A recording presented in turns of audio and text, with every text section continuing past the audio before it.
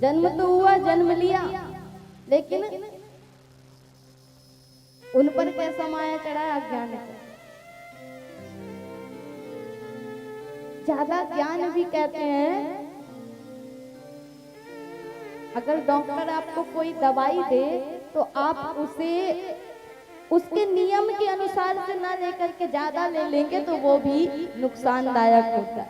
उसी प्रकार ज्ञान भी ज्यादा नुकसानदायक है।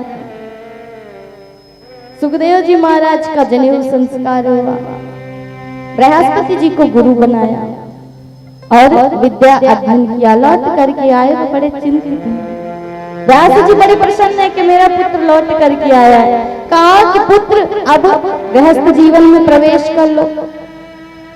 तो सुखदेव जी महाराज कहते हैं कि पिताजी पुनः वही बात कि रस्सी से बंधा, सांकल से बंधा व्यक्ति छूट सकता है, लेकिन स्त्री से बंधा छूट नहीं सकता। और आप स्वयं निर्गुण हैं, निराकार हैं, स्वयं आप इस बंधन में नहीं और मुझे बांधना चाहते हैं। आप मुझे कोई ऐसा उपदेश दीजिए, ज्ञान का उपदेश दीजिए, क्योंकि मैंने गुरु तो बनाया, लेकिन वो गुरु भी किस कार्य का? जो स्वयं बंधनों में बंधा हुआ है। वो मुझे जो स्वयं रोगी है वो दूसरे के रोग को क्या ठीक कर सकता है? इसलिए आप मुझे कोई ऐसा उपदेश दीजिए जिससे मुझे आत्मज्ञान का आभास हो सके, उसका मैं ज्ञान प्राप्त कर। व्यास जी महाराज ने नाना प्रकार से समझाया, लेकिन सुखदेव जी की जब बात समझ में नहीं आई तो कहा कि एक बार जनक जी महाराज के पास जाओ, वही तुम्हारी समस्या का समाधान कर सकते। क्योंकि जनक जी कैसे राजा हैं? विदेह, इस देह में रहते हुए भी जो इस देह से परे है वो है विदेह। संसार में है, घर परिवार में है, लेकिन नहीं है मानो। सुखदेव जी भी सोचते हैं, उत्सुकता बढ़ रही है कि कैसे राजा होंगे, जो प्रजा के साथ में, घर परिवार के साथ में, वो कैसे विदेह हो सकता है। पिताजी अवश्य दर्शन करेंगे। पुनः लौट करके आने का वचन दे करके सुखदेव जी महाराज वहां से पधारे जनक राजा के।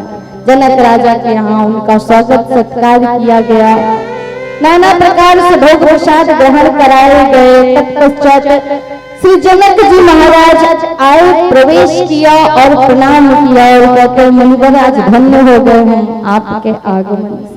कहिए आपके आगमन का कारण क्या है? सुखदेव जी कहते हैं कि महामते, हमारे पिताश्री कहते हैं कि गृहस्थ जीवन में रम जाओ, अर्थात गृहस्थ जीवन, गृहस्थ आश्रम स्वीकार कर लो। लेकिन हमने अपने जीवन को पहले से ही वैराग्य धारण करवा रखा, संन्यास धारण करवाया, तो हमें तो गृहस्थ में कोई भाव ही नहीं है। तो क्या ये उचित है? मैं आपसे जानना चाहता हूँ कि तप, तीर्थ, व्रत, यज्ञ, स्वाध्याय और ज्ञान, इनमें से किस साधन के द्वारा हम भगवान को प्राप्त कर सकते हैं? राजा जनक जी भी मुस्कुराए कि प्रश्न तो बड़ा उत्तम है।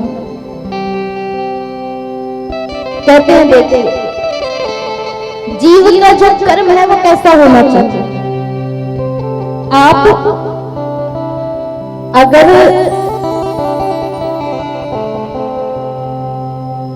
जो शुरू की कक्षा होती है ना, क्लास होती है, क्या बोलते हैं आजकल कॉन्वेंट वाले?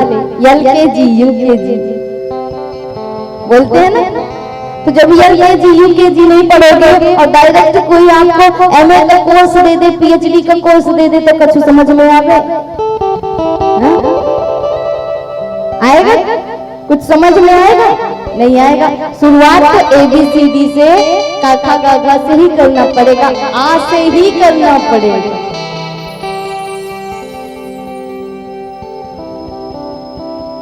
अगर 10वीं सीढ़ी चढ़नी है तो पहली सीढ़ी से ही आरंभ करना पड़ेगा।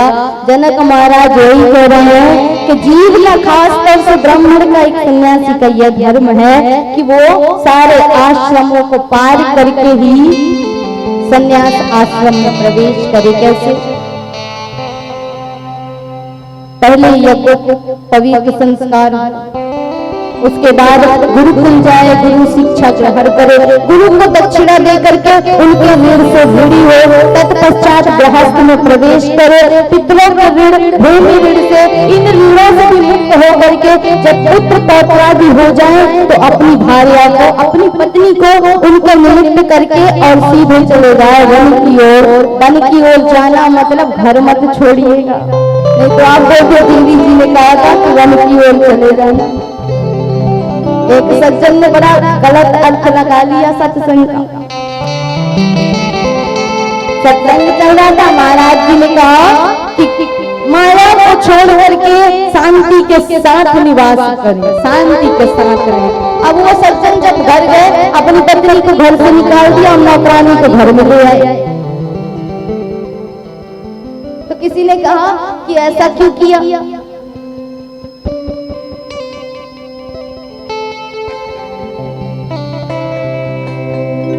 बोले महाराज ने ही कहा था कि माया को छोड़ दें और शांति के साथ रहें। तो उनकी पत्नी का नाम था माया और नौकरानी का नाम था शांति।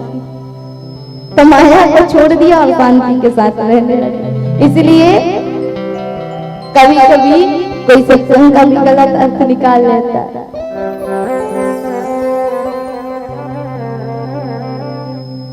तो महाराज सारे आश्रमों को पार करके ही वन की ओर जाएं। सुखदेव जी की शंकाओं का जब समाधान नहीं हुआ तो जनक जी ने बड़ा ही सुंदर उदाहरण दिया।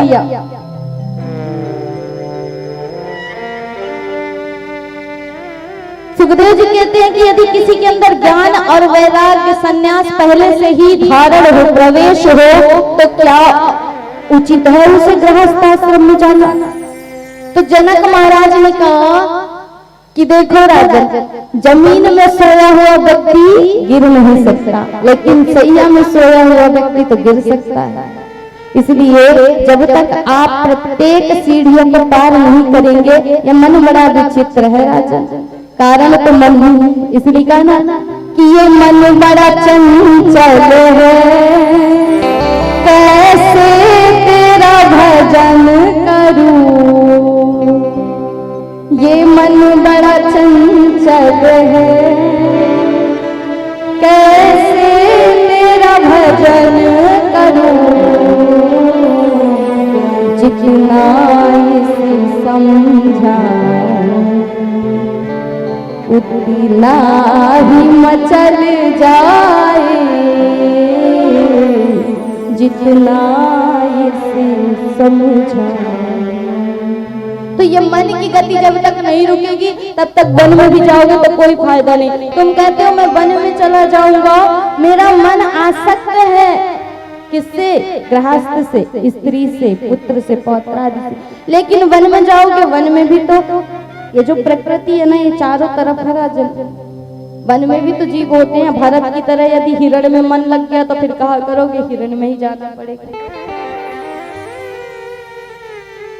इसलिए मन की खिटखिट जब तक नहीं मिटेगी तब तक कहीं भी जाओ, कुछ भी करो, ये शांत नहीं होने वाला। और ये मन नियंत्रित गृहस्थ आश्रम से ही हो सकता है। प्रत्येक सीढ़ियों को चढ़ करके ही आप ऊपर की मंजिल तक पहुंच सकते हैं। जनक जी ने नाना प्रकार से समझाया। सुखदेव जी बड़े प्रसन्न हुए उनके उपदेशों को सुन करके। पुनः लौट करके व्यास जी महाराज के पास आए और आगे इनका विवाह पितरों की कन्या पीवरी के साथ हुआ। 4 पुत्र हुए, 1 पुत्री हुई और विवाह के बाद पत्नी को अपने पुत्रों को समर्पित करके और चले गए पुनः तपस्या करने, साधना में।